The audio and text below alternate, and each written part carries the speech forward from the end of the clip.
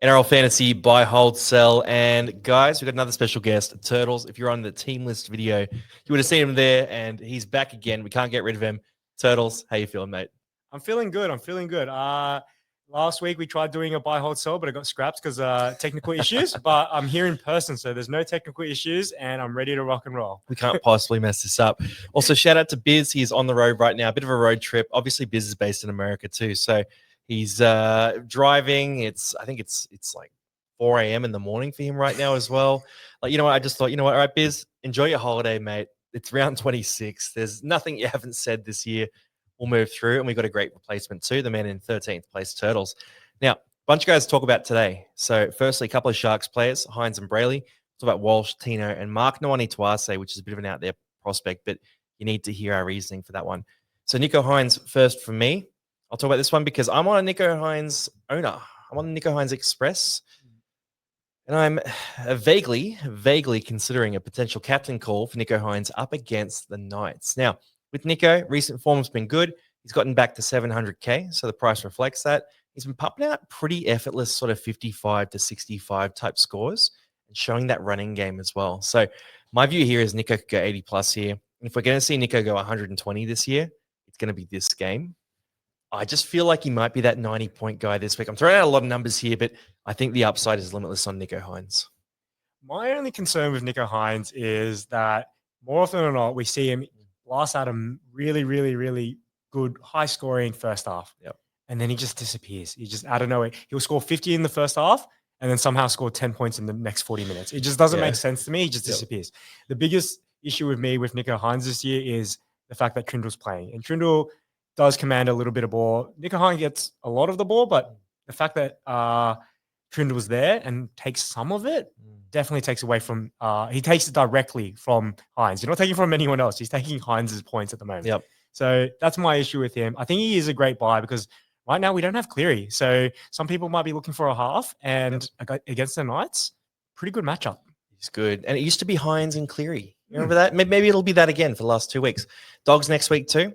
Bit of talk they could rest some players next week locked into their positions. So yeah, Dogs at full strength are already a pretty good matchup. Them with their reserve grade side out there, that's pretty appealing. The thing is, do the Dogs rest next week? Like both teams, the Sharks and Bulldogs, they're getting question marks around like, are you guys contenders or pretenders? And it's funny because they're versing each other next week, right? So it's kind of good in that sense. But we won't really know until next week either. Yeah. I feel like this week, Doggies are just going to stop the Panthers. They're just experimenting with trying to figure out the best 17 at the moment. Well, they both have easy matchups this week. Let's be real. Like the Knights, Panthers have named a reserve grade team, right? So, yeah, you're right. They probably should play next week, but there is a chance they do rest players as well. Could be anything here for Nicho Hynes. Now, Blake Brailey, I know you're a bit more excited about him. 758K, sort of the price he's been floating at for a bit now. Do you see a big game for him against Newcastle? I think we see a huge game here. So last week on the Thursday show, we discussed how Payne Haas was going to score a try. A lot of people doubted that. And there it was. There it was. He scored a try. So our reasoning behind this was Lockie gave us the stats about tries scored against Newcastle, and it was something ridiculous. It was like, I think it was 17 for the year compared to most teams around 5 or 6. 17 tries from props against the Knights. It was a crazy stat.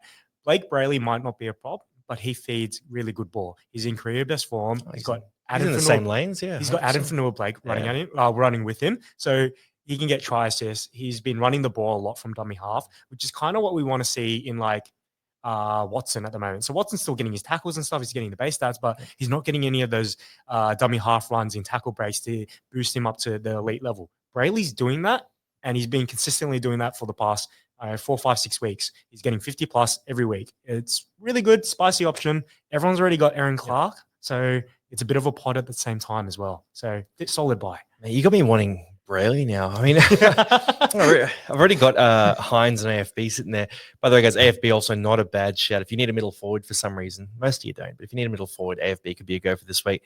But I agree, Brailey could rip in the shreds. Like his pace is unmatched when it comes to hookers. Like he's just so quick out of dummy half, like real footy speed. And if he wants to, he will feast in this game. It's if he wants to, though. And the issue there is, they got Newcastle. They're going to beat them up in this game. There isn't a backup hooker on the bench as it stands. Nope. So if there was, I'd be more concerned. But You could also imagine him taking the foot off the pedal a bit too. I know there's no Cam McInnes there as well. So does that help or hinder? Does it matter? Like I'm just thinking about every variable I can here, and I think the Sharks will win convincingly, but I think the Knights will put up a fight. So last week, same thing. Everyone thought the Broncos would run over the Knights. The Knights put up a good fight for most of the game, at least 50 minutes, maybe 55 minutes. And then the Broncos came out strong. Yeah. I feel like the Sharks might do something similar. Knights, they can be strong in the middle sometimes. Like we flagged that. The starting team is Leo Thompson, Jacob Safidi, and Tyson Frizzell in the middle with Phoenix Crossland. So it starts well. But then we're looking at towards the end. So this is where Blake Brailey and Nicho Hynes can feast. If you want Nicho Hynes to score a really big score, he has to score good in the second half as well. So if the Knights start off well, but then die off towards the second half, that's when Hynes can actually accumulate some points. Same with Blake Brailey. He could see some tired forwards and run around them, get some easy tackle breaks, line breaks. Both these players can easily feast here. Yeah, we've got a game script we're pushing here, and they're the attacking guys for that team. If you want some pods as well, I'm all about Sharks right now. We'll talk about Kale Iro in a bit, but guys like Mulatalo are around as well. Yeah, if you want to take a real speculator, Herodi is there at about 400K. Like, there's a bunch of Sharks all back. Billy Burns is cheap. You know, there's plenty of these options that you could take a shot at. Now, Reece Walsh is up next, 689K. Pros and cons on this one. Look, he's your boy. You're a Broncos man. I'll let you share what your thoughts are on this one. Reece Walsh, back-to-back huge scores. We saw a huge uptick in his performance, his running game. He was running over 200 meters a game. Lots of tackle breaks come with that as well. Line breaks. He's been scoring tries. I think it's 12 tackle breaks a week. It's something like that. It's It's something insane. crazy. Unheard of for him. My biggest issue is Adam Reynolds coming off the bench. Right now, he's listed in the reserves. It doesn't make sense to play him right now. He's so injury prone. We're so close to the finals, but we also do need to win games to potentially get into the top 4. If Adam Reynolds jumps in, this directly affects Ben Hunt and also Reece Walsh. Yep. Reynolds is a game manager. He wants to take the ball. He asks for the ball a lot. Right now, when it's like fifth tackle option, it's either Hunt or Walsh. Those are the only 2 options in the team right now. Yeah. You add a third person to that dynamic, and suddenly he might be getting less run meters, less balls, less kick meters. He might also lose goal kicking as well. And right now he's getting the goal kicking. He's getting extra points on top, which is elevating him to that elite score. So that's my biggest issue. If Reynolds plays, Walsh is a non-factor. Not a non-factor, but he scores less. Everything you've said is spot on. I'll present a few counters just as because I would say the same things as you, right? But just the other things I'm thinking about here are like hamstring for Reynolds. So probably doesn't play early, right? Cowboys game they should win. Billy Walters and Ben Hunt have been capable so far. It's a hamstring, so I doubt he goal kicks on the first week back. Maybe not even the second week. Reece Walsh has been kicking well, so there's really no pressure on that. And Walsh's game right now is built off physicality. So more playmakers coming into the team. Doesn't that just help him to run the ball more? I know it hasn't worked that way, but on paper, shouldn't he just be like, wow, I'm the best fullback in the comp as of the last fortnight? No, he dead set is. On the last fortnight, he's bloody unbelievable. Couldn't he just continue that? Like, why not? He could. Logically. Like, if you take away his kicking, let's just say he does keep the goal kicking. He just takes away the in-game kicking. Yeah, sure. And then he gets given the job, just run the ball more. You're attacking the line. You're bending it. You're asking questions in the defense, which is great. And he's winning us games at the moment. So your argument is definitely valid. And to contribute to that argument, we're looking at the Cowboys at the moment. They've won a couple games in a row or whatever, but they're very dicey on their edges, and Reece Walsh likes to attack the edges. He's not running straight through the middle. He's running along the edges. He's looking at tired second rowers. Yeah. They could be very feeble here. They could be very feeble. I love you picked up that word.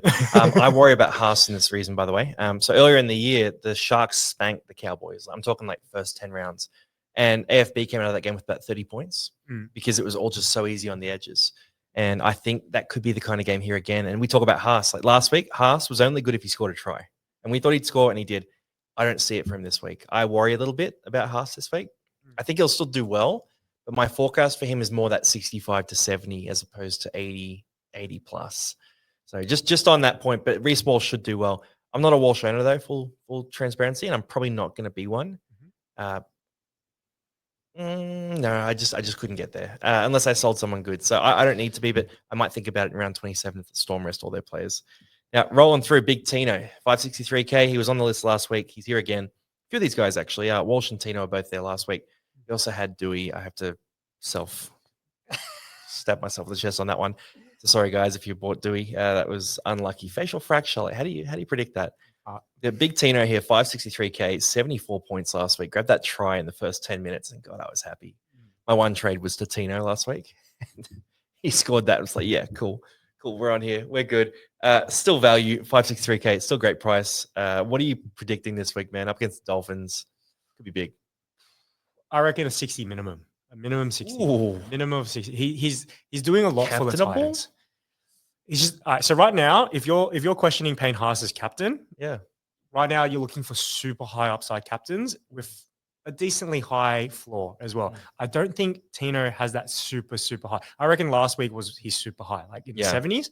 But then his floor is probably, I reckon, 60. I reckon because he does so much for the team. Yep. He carries them. He's their captain. He puts his hand up to run the ball when everyone else is tired. Yeah. He happily does that, and you see it time and time again. He's definitely worth the money. 563K at the moment. He's so cheap. Last week you traded Latu Finu for him, which was amazing, right? I had 200 in the bank. But yeah, 200 in the bank, but it's nice.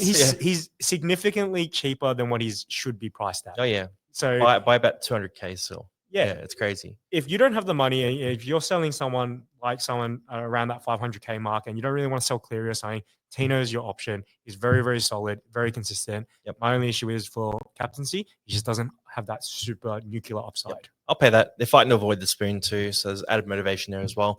We're not going to talk about captains much today. We did on Thursday, but Jaden Campbell, he's not on any of these lists. He is, as of right now, I'm captaining Jaden Campbell. As of this very moment, it changes for me always. Like my Tuesday call is never what I end up doing. As of right now, it's Jaden Campbell. Now, Mark Nawaqanitawase is the last one on the list here. And obviously a Storm matchup that I was looking at originally and thinking, oh, no, that's going to be bad. Like, they're going to get cooked in that game with no Sam Walker. You saw the team lists, right? And I could see your eyes light up on this one. So talk me through it, man. What were you thinking? So I'm a Marky Mark owner. So, yes, definitely keen for this one. If you look back at his stats, as soon as Sam Walker comes back into the side, Marky Mark falls off. He goes from scoring 50s, 60s, 70s, all the way down to 20s, 30s, very low scores. Sam Walker saw Daniel Tupou and said, no one can outbeat him in the air. I'm just going to keep kicking him in. Dan Tupou is on like a crazy try scoring run. And it basically correlates when Sam Walker comes in. Right now, they don't have Sam Walker. They're going back to the original halves we saw earlier in the year, Sandon Smith and Hugo Savala. When Savala came back, he started kicking towards Marky Mark. Remember, he scored 3 tries? They're all Marky Mark kicks. I think 2 of them were Savala kicks to Marky Mark, and then one of them was Sam Walker. So now there's no Walker. Hugo Savala is looking at Marky Mark, and the thing is, he can just make something out of nothing. We saw his try assist last week. That was crazy. It was absolutely crazy. That little flick pass. The thing is, the Roosters need a win. All right, they've lost last week, embarrassed by Parramatta. Pounded. Destroyed. Big shout out to Parramatta. Declared unworthy of finals, really. That was But now they have to prove themselves against a Storm side, which are missing 4 players. 4 players have been rested. So Marky Mark is the key to their attack. You look at their attack, it's Teddy and Marky Mark. They're the ones who are dynamic ball runners and can create something out of nothing. So expect an uptick in Marky Mark, at least for this round. I'll add that Storm edges are fragile right now. So Eli Katoa, he's out. Nick Meaney's out. Warbrick's still out. He's on the extended bench, so keep an eye on that. Xavier Coates is out. Like, they're naming a very fragile edge on really both sides. So he is going to have the chance to abuse, and they have a lot of motivation to win this game. So I agree. 510K, dual position, and they got South Sydney in round 27, who Souths just beat the Dragons 40-0. Respect to you, Souths. I know a lot of you guys are Souths fans, so I respect the hustle, and I think they beat Parramatta as well. Like they've done well, but I don't think they can contain Marky Mark in a game the Roosters are having to win, and Souths are kind of just winding down their season after a bye as well. Like, they're going to be a bit switched off, I think. So I see Mark being a very good option over this final 2 weeks. Now, we'll keep ripping through here, and we'll go to Cheapies next, and we got some fun ones. The last 2 are that it's too late. It's seriously too late to be buying Cheapies. But if you do need a Cheapie, Jesse Colquhoun is interesting. As we talked about earlier, he has a few games at lock in reserve grade. It was a 62 average in 63 minutes at lock in reserve grade. He's played in the second row as well. He's had good numbers and good minutes in the second row. And he does play prop too, but he has the ability to stretch minutes. And that's what we're looking for in a team that loses a guy like Cam McInnes, who can stretch their minutes out a bit and step up. Now, it could also just be AFB. it could be someone else. But the fact they're playing Newcastle makes me think they're going to be up, they're going to be leading, and guys like AFB might get a bit of a rest. And a guy like Jesse Colquhoun might get the chance to show what he's made of in a bigger minute role because they're going to need that down the stretch and in the finals. So 322K has a bit of try scoring upside as well. If you wanted a guy in this cheapie list, you want to trust him for the remaining 2 games, I think he might be the one. I'll throw to you next for Eisenhuth here, 284K. I know you're riveted about this one. You really think like now's the time to buy a cheapie, right? I feel like it's really, really late to buy a cheapie. So cheap. Like the thing is, we have 4 Storm players rested. We have the entire Penrith squad rested. So if you had, let's say, Eli Katoa, Cleary and Yo in your team, and just say you had a pod in like Dylan Edwards or something. Let's say you also had some random dud in your team that you were just randomly using as a looper. Suddenly you're in trouble. And I feel like you don't really want to be trading those Penrith players out. And I feel like the players who are rested for Storm, I feel like they're going to play next week, and some other players are going to get rested who are playing this week. So it's going to be like a flip. So you don't really want to be selling them. So if you do want to trade that really random dud on the end of your Talon Silva, you got 30K in the bank. Yep. If you want to trade one of those duds, then Matt Eisenhuth is a very, very viable option. He's played in lock for quite a while. I'm just going to get his minutes up now, but he's averaging 50 in minutes over 60 in his career. And it's not like 1 or 2, 3, 4 games. It's like 20, 30 games he's done this. Yep. Some recently too. I remember last year he had a stretch. And the year before. And the thing is, the Dogs matchup, the Dogs don't have like crazy forwards, especially with kick out. They don't have like, when I say crazy forwards, I mean, I'm talking about like tackle breaking forwards who are just going to bowl you over like Payne Haas or AFB. Yeah. Their forwards are very tackleable. Like Max King, you can easily tackle him, right? These guys, they're not going to get too many missed tackles. If he plays a decent amount of minutes at lock, he's a viable option. Personally, I wouldn't do it. Right now, you're just looking at guns. Yep. Look, he's there. He's there. He's available. If you need a cheap one, you can go that way. And then Billy Phillips, we're calling him Billups, 230K. And the numbers in reserve grade were interesting. So you looked it up before, but it was 41 off the bench, 49 when he starts. He's coming off the bench in this one. So you could project a 40s score from him. And maybe with the chance to step up into first grade, he does more. Like there is going to be someone in this Panthers team that pops off and makes 65 tackles. And we're going to be like, oh my God, is that Jack Todd? You know, like one of those like random players, and they just step in. You're like, wow, that guy's got a bit of game about him. And I was hoping Harrison Hassett, by the way, would be playing this one. He's got a lot of hype on the edge back row spot, a bit of lock. But Billy Phillips seems like if we looked at the 230K guys, he's the one that has the best potential to convert PPM. So if you need a 230K player, which hopefully you don't, if you do, he could be the one. So Talon Silva plus 53K is Eisenhuth. Talon Silva straight swap is Billy Phillips. Or if you're going to Colquhoun, yeah, you could be doing that too. And the last two, it's too late. We're not talking about 5 cheapies. So now pods. And the pods list, and this is your inspiration, man. I'll let you put together this pods list. So we got Kale Iro, Trey Fuller, Jerome Luai, Sam Verrills, and Mitch Moses. I'll throw to you first, man. Which one of these guys do you want to talk about? I'll take Iro. This is very spicy. So past few weeks, I've been saying that the center options are getting very dire. So we lost Lucas, we lost Herbie. Yep. Now some people lost Dewey. A lot of people had many. About half of a lot of people bought Dewey half last of good week. Teams had Dewey. Yeah. So the center options are getting very thin. I know Turbo went really big last week. Do you expect him to go big again against the Dragons? Yes, yes, I do. 90? No, I think Iro outscores Turbo. Like Turbo to me is a looper, right? Yeah. I'm not confidently playing him. If I'm desperate, I will. But Iro is a spicy pod. No one has him. He gets fed a lot of good ball. Yeah. The matchup is great against the Knights. Was it earlier this year he was scoring a try every game? I'm pretty sure he was scoring a try every game. And besides the game he got injured, I'm pretty sure I'm going to stand by that. He's got to try every game. Yeah. So if you're looking at attacking stats, you look at the team who's going to win, and we are both confident the Sharks are going to win. I reckon Kale Iro feasts here. Absolutely feasts. I'm calling 70 plus for him. Very spicy pod. Then again, it's a center, so it is very, very risky, as most pods are. So tread with caution. The tricky thing I'd say with him, because I agree with everything you said there, right? Tricky thing is at center, Karaz has an amazing matchup. Like Karaz is borderline captainable this week. Bo Firma has an amazing matchup, right? So maybe let's say you're running Karaz at wing fullback. Turbo's floating around. It's a good matchup. Turbo's not as trustworthy, like you said. if you're buying Euro, if I was in a head-to-head grand final, let's say, right? So if you're a coach who you have too many red dots and you're trading for a guy, Euro's great, awesome, cool, whatever. But if you're in a head-to-head grand final and you can make a trade to play Euro over a regular back five guy, right? If I was in a head-to-head grand final, I had Drinkwater on my starting side, and I could trade him to Euro, I would.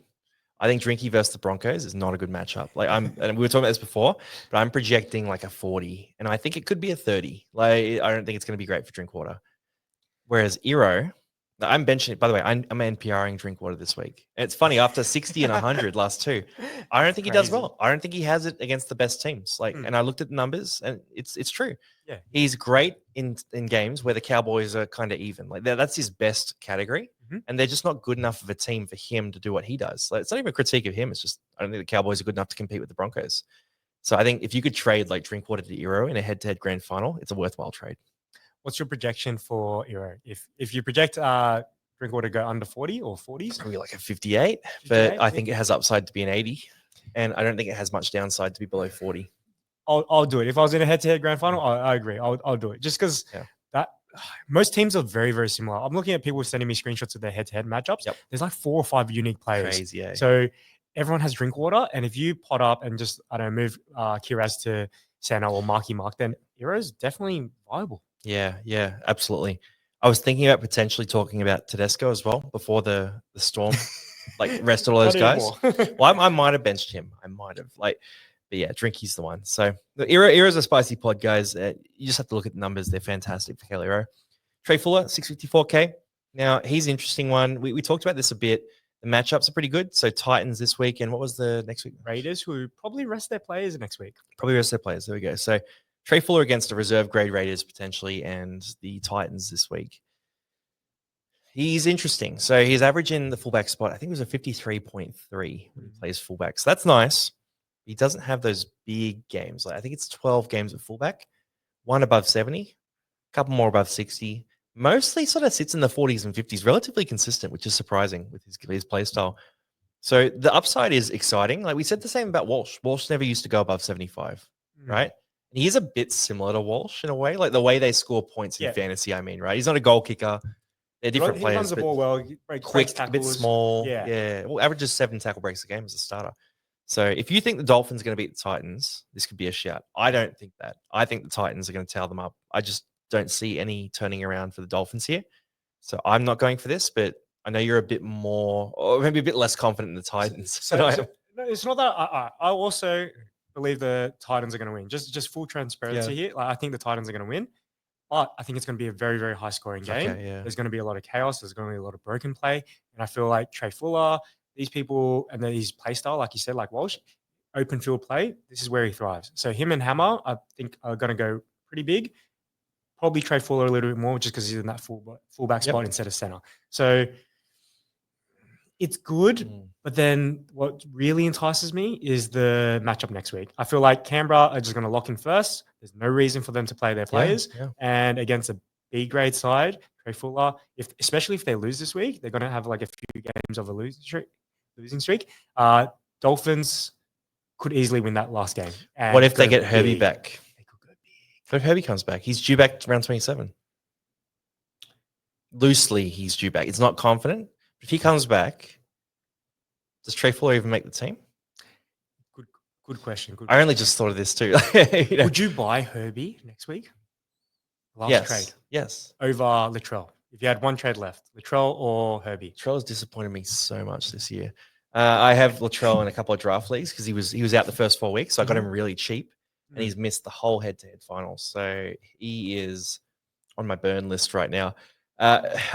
Who's Latrell play next? It's Roosters or reserve grade Raiders. I'd go Herbie 100%. I'd go Herbie even if the Raiders are fielding half a team. Like Herbie's never let us down, and Latrell, even when Herbie got hurt in the 17th minute, he managed 45 points. He's a king. Herbie is our savior. I would buy Herbie next week. Yeah. All right. I didn't consider Herbie, but in my head, I was like, Dolphins, they're due for a bounce back. No, I get what you're saying. He's on the pod list because it's potentially, I get there's potential there. And also, like with the pod list, because so many of our teams are very similar, because there's not many players available. If Yeah. you look at a lot of the high averaging players, they're all injured. Most of them are injured. It's crazy. And if they're not injured, Yeah. everyone has him. Yep. So the pods list, we start getting a bit dicey here. So it's pretty dodgy. We'll probably move us on to the next guys. Jerome Luai. So Dewey went down. He's gone for the season. Yep. He's playing next to Latu Fanu. It's attractive. And he stepped up in that game last week, scored, I think it was a 63 or something like that. It's pretty good. So he was decent. They've got a tough matchup against Canberra this week. That's the only reason why I'm not getting super excited. But I've been talking about Luai all year, and it just keeps me having these little false starts, right? Where, when he made Origin, so that was when I was actually going to buy him. So I wanted him after round 15 because they played round 18. And then Moses got hurt and he got sucked into Origin. Because I was going to get him at about I think it was about 440 or something like that at the time. And right now it's the same conversation. But the matchups, last two games, everything we're talking about here right now is there's 2 games left. We like the 2 matchups. That's what we keep saying over and over again. Yeah. And for Luai, I don't feel that way. So for me, it's a no, but it does have potential. I think, it's that price bracket. So if we're comparing Luai, and let's look at the last one on the list here, Mitchell Moses. If you had to buy a half, just say you desperately needed a half, you only had one, and the other one was Cleary and he's not playing. Yep. If you only had 500K and you're trading up from Talon to Silver, it's either Mitchell Moses or Jerome Luai. So which out of these 2 would you pick? I'll take Moses. On him, I think he might take the goal kicking. Well, he took it off Lomax last game, and he slotted it from the sideline on his wrong side as well, straight over the black dot. So I think he's the better goal kicker than Zach Lomax. I think he's playing good footy right now. Hasn't really converted to fantasy. I think he's got a 52 last week, but you got the matchup against Newcastle next week. And you got the Warriors this week. I think the Warriors are favourites, and rightfully so. I'm going to talk all my smack about Parramatta's going to destroy them and blah, blah, blah. But Warriors are rightful favourites in this game. But next week, against Newcastle, that's tantalizing. That's a Moses game there. And I think we see him have a bit of fun and dominate. So I've got Moses pretty well ahead of Luai, but there's probably a little bit of, I'm a Para fan and I'd rather just watch Moses play. I feel like if you're in the market for a 500K half, and if you're either a Tigers fan or a Para fan, pick one of these 2. They're great options. If you're in the market for a 500K guy, you don't have that many of these guys, right? You probably don't have Tino yet. He's 563. So you probably just go I think go in that direction. But look, they are fun. Last one, Sam Verrills, he's not cheap at all. 700K for Sam Verrills, which is just absurd. But the bloke just does not stop scoring tries.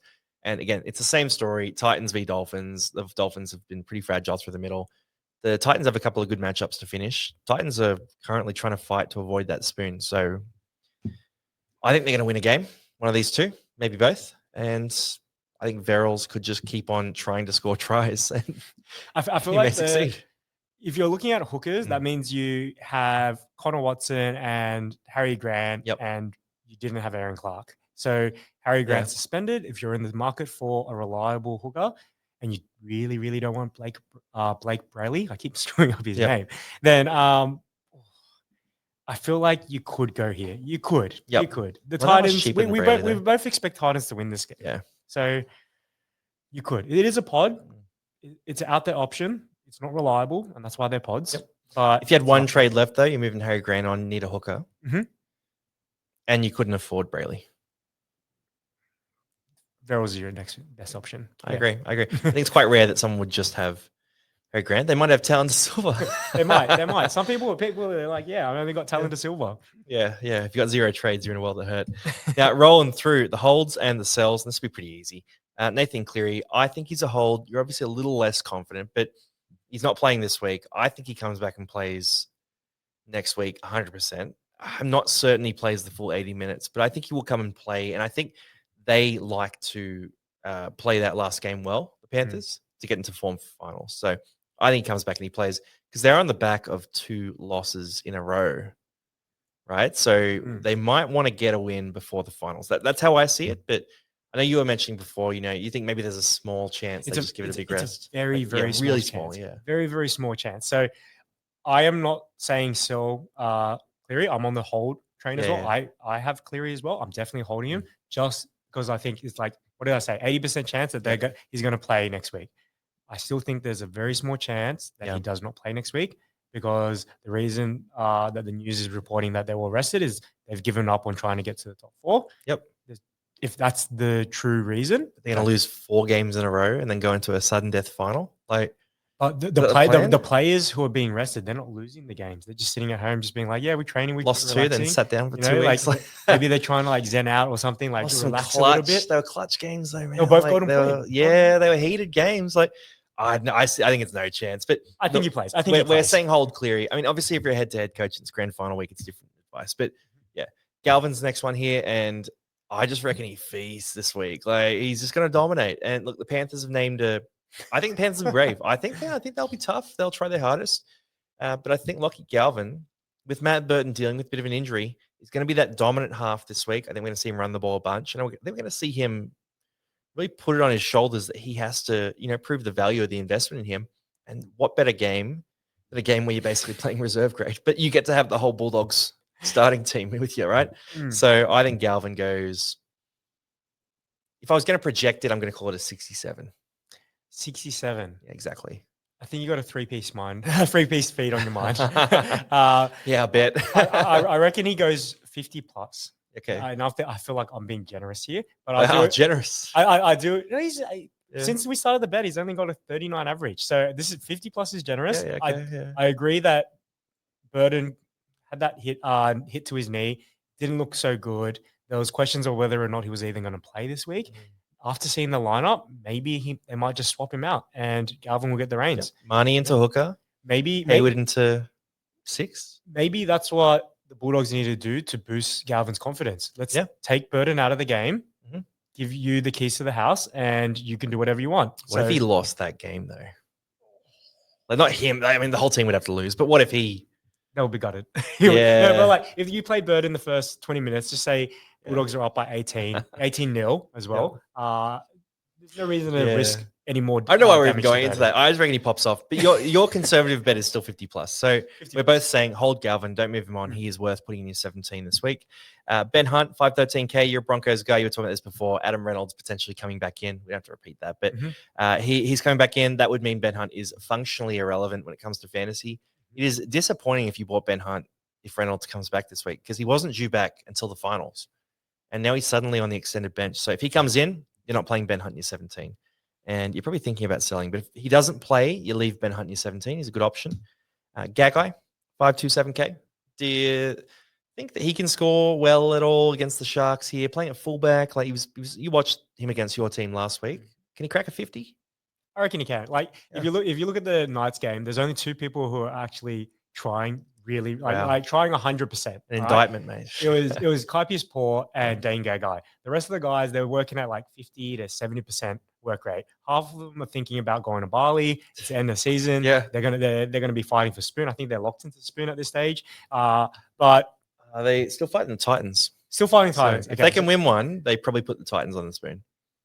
So Battle of Spoon maybe potential. So that gives you an uptick in Gagai, especially if there is a Battle of the Spoon, which makes him a little bit spicy. So I feel like you're probably selling other people before you sell Gagai at this stage. And him at fullback, he's getting those tackle breaks. He's getting involved. He's getting his hands on the ball. It's an easy hold for me. Yeah, I love Dan Gagai. Like, just, as he's gotten older, I adore the man's footy. Like he just goes so hard. I looked at the numbers last week and I was shocked by it. That game last week where he had sub 100 meters. So sub 99.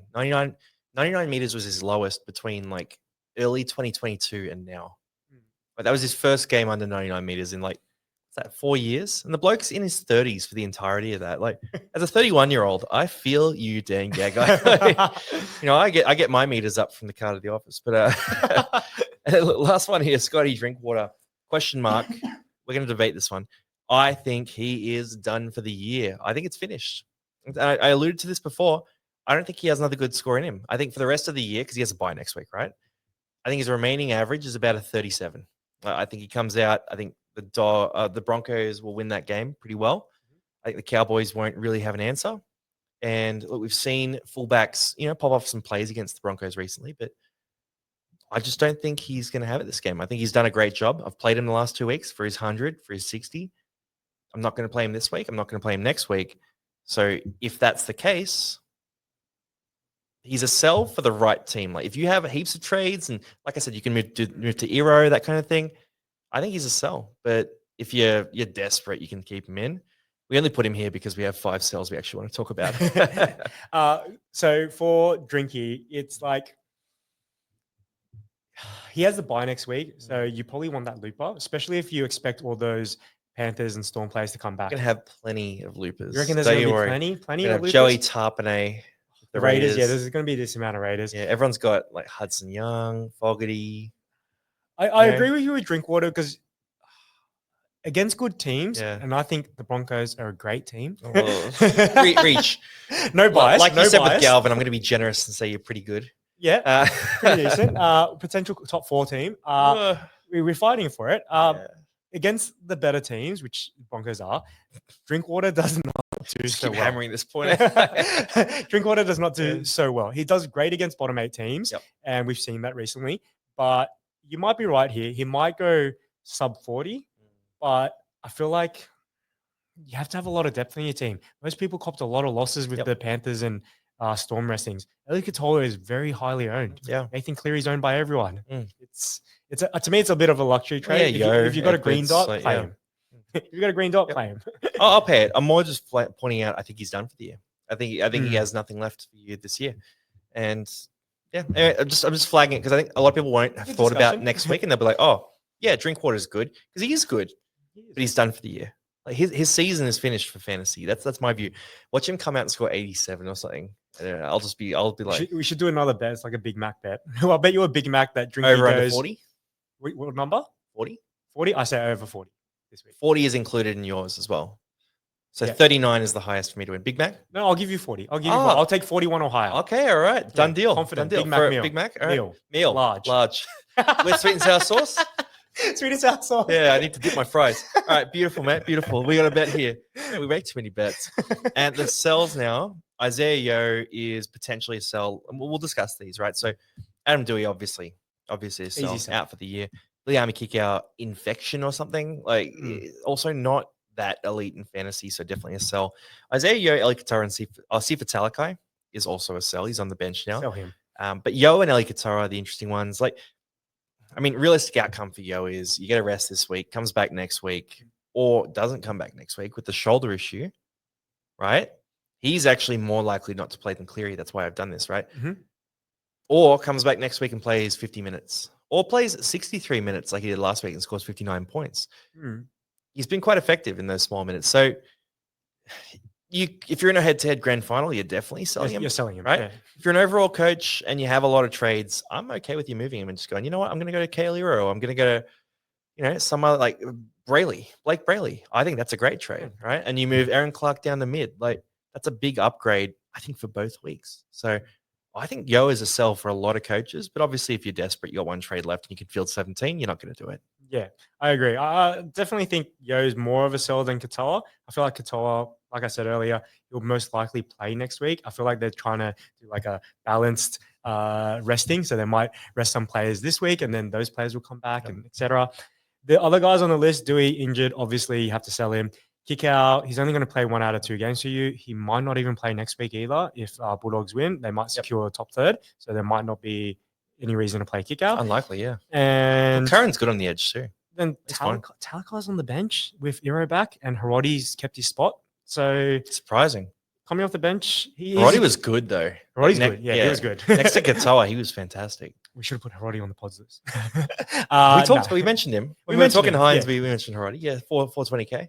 If I had to sell someone here between the people who aren't injured like Dewey and stuff, it's most likely Yeo. I'll sell Yeo before I sell Eli Katoa. Just because of that shoulder issue. He didn't play the full 80 minutes, came off the bench. It doesn't look good. If the Penrith come out to play next week just to kind of get them in the mood of winning and stuff, if they're up 20-0, then Yeo and Cleary are most likely first ones to get rested. Yeo is certainly going to rest because they have so many forwards who can play a bit of lock and ball play. They haven't had that in the past. Like, normally it's Eisenhuth who's Yeo's backup. Right now it's like Isaiah Papali'i, and it's kind of like Liam Martin by extension when he goes into the middle, and because they have Garner there, because they have Sorensen, they got a lot of depth there. Eli Katoa, I reckon he plays 80 minutes next week and goes well. By the way, so I'll put that down. I think they will rest some guys, but I think he won't be one of them. So yeah, he's definitely a hold, but could be a sell if you're in a head-to-head grand final, right? Yeah, definitely for the head-to-head. My last point that I want to put for Isaiah Yeo, I would only sell him if you have 3 or more trades left and you're playing overall. So head to head, definitely sell. Overall, coach, 3 trades left, you can happily sell because he's worth a lot of money. And I'm sure there's going to be other restings next week. There's a chance he could play next week, but it's still iffy. Yeah. But if you really need to field a team this week, Isaiah is probably the guy you're selling. Yeah, I agree with you. And the functional example of that would be Lockie Galvin is your 17th man. With Yo hurt, Galvin's good enough. Yeah. Galvin's good enough. Don't sell Yo to avoid playing Galvin this week. I'll put a different one to Watson. A lot of people have Watson. If you had to sell Watson or Yo right now, who would you sell? I would sell Yo because Watson's at least playing. Even though he's coming off the bench, he's doing stinker scores. There's every chance that Yo doesn't play next week. I'd rather have a warm body than a cold body. Sam Walker is out as well. Could be good news for Connor Watson, potentially. Maybe. I'm hopeful. I mean, they got pounded last week, so hopefully they change things up. Not a bad shout. It's spicy, big decisions for everyone to make it home. Look, Turtles, thanks for jumping on by Hold Sell. As always, we'll do. Oh no, you're not on Thursday. I am going to the Bulldogs versus Panthers game. Panthers reserve grade game. Mate, that'll be a cracker with a bunch of Dogs fans. Yeah, they'll be humble in victory, I'm sure.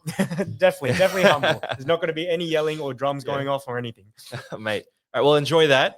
We'll see who we can replace you with tomorrow, and then you can see how it feels. Try and get your dial in too. Look, cheers, everyone. Use those trades if you need to this week. Look, some of you have copped some bad luck. Some of you have avoided all the chaos. I've avoided all the chaos. Cleary's my only out. So I'm feeling pretty good. But use those trades if you need to. Make those moves. Head to the grand finals. Good luck. Hopefully it favors you. And Turtles, thanks for jumping on, man. No worries. Thanks, guys.